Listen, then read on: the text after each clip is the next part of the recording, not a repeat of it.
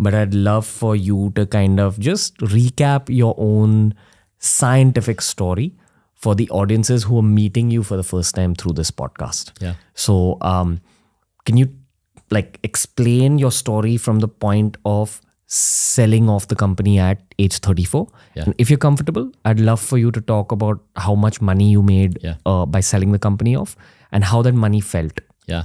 I remember the day I made roughly $300 million from the sale of my company, Braintree Venmo. And I remember when it hit my bank account and I logged on and I saw the number and it was just surreal. My 2 boys were with me and I said, boys, come over here. I need to show you something. And I said, do you see that number? That's how much money we have right now. And they said, well, Dad, what does that mean? And I said, well, okay, for your allowance, you get $1 a week or whatever it was. And, we have, 300 million of these. And so they're like, what can we do? Yeah, can we buy a car and can we buy, and it was this conversation where I knew the sale was coming. I knew we were going to make money. I knew the impact to my children was going to be significant, more so than I could understand.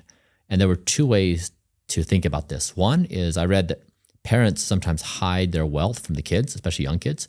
And when the kids get to a certain age, it's like, surprise, the parents are very rich. And then other parents are much more transparent about it.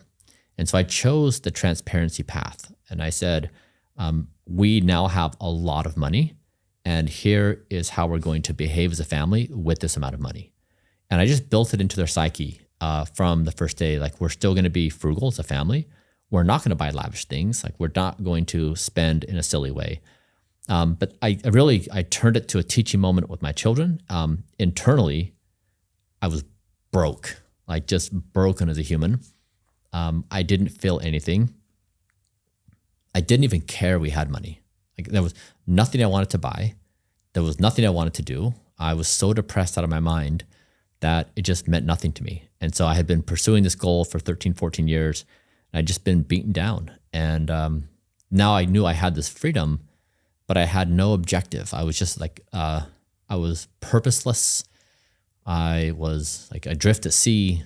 I was biochemically just in the depths of depression. So that moment was very hard. And so trying to redirect my hopelessness into my children was a way for me to escape myself and try to contribute in some way to my kids. What did that cocktail of sadness and lavish wealth feel like? I didn't care. Just genuinely did not care. What did it teach you about life? The why behind our existence matters so much more than the how. And I didn't have a why. So when you say the how, you mean the processes, the careers we attach ourselves to, the missions we attach ourselves to. But when you say the why, it's the layer of cake below the spongy layer. Yeah. It's it's this whole situation is so bizarre. We're conscious beings on this floating rock in space in this gigantic universe. How did this come to be? And what do we do? And that was the omnipresent question in my mind. And I had grown up in a community where it was a very religious community. And they basically said, this is reality. You existed before this life. Here's why you're here on this planet, and here's what happens after life, and here's all the rules, and here's how you understand. Basically a rule book that gives you all the answers to life. You don't need to figure anything out. You just need to learn what you've been told. And then when I realized that I didn't believe that was I had been fed this narrative, then you basically are left with an entire void. You have no understanding of why existence is or what to do about it. And then you become much more aware of, you can say, okay, so I can see this pocket of people, this, capitalism says, this is a system to make money and become wealthy and buy things and do things and become productive and invent. And you've got religious frameworks and you have societal frameworks. And so then I could look at it from this objective perspective. what are these systems and what are they offering? Like, how are they depicting reality? And that's when I became consumed by this question of what is the riddle to solve existence?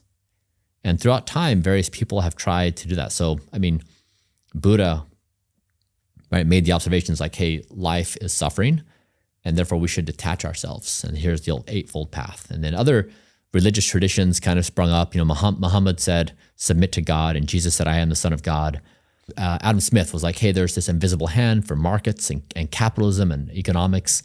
And Marx was like, no, it's really class warfare. Then America was like, no, we the people. It's like various frameworks have like come up in various societies. And that's not all of them, of course, like more. And I just wondered, in 2024, is it possible that a new framework to understand reality would emerge, that none of these things that previously were invented would be equal to this moment? And I became obsessed with that question, is there something that doesn't exist that should exist that solves the riddle of existence for this moment? But where did that first seed of this new mission kind of sprout in your head? How did it get placed? Was it a conversation? Was it a story you read? Like, why are you on this path?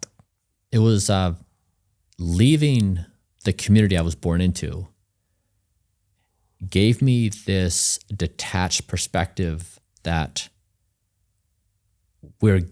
most things we believe are not things we chose to believe. They're things that we were told to believe. And then I scrutinized everything I could survey in all of society and say, like, do I believe in anything that society says? Like literally anything outside of my body taking breaths every few seconds that it doesn't want to die. Do I think anything in existence is believable? You know, some things are stable, like physics and math. But outside of that, when you walk into the realm of human narrative, do I believe anything? And what's the reason to believe anything? Gotcha. So there's a quote that comes up a lot on our show because we do a lot of spiritual episodes. The quote goes something like, everyone has a God, they just call it a different name. That's right. So what is your God? Science? My God is existence. Existence. That existence is the highest virtue. Gotcha. So it's something that the rest of your life's actions are catered towards. Yes. Enhancing existence. And the outcome of that is this whole anti-aging game. Yeah. Right? When you try kind of giving a practical attachment to the word called existence, we're talking about scientifically reversing aging. Yes. Fair to say? Yes. Okay. Hey, if you enjoyed today's clip, make sure you check out all the other clips we've uploaded on this channel. You'll find a clip related to almost every single topic as long as you're willing to search for it.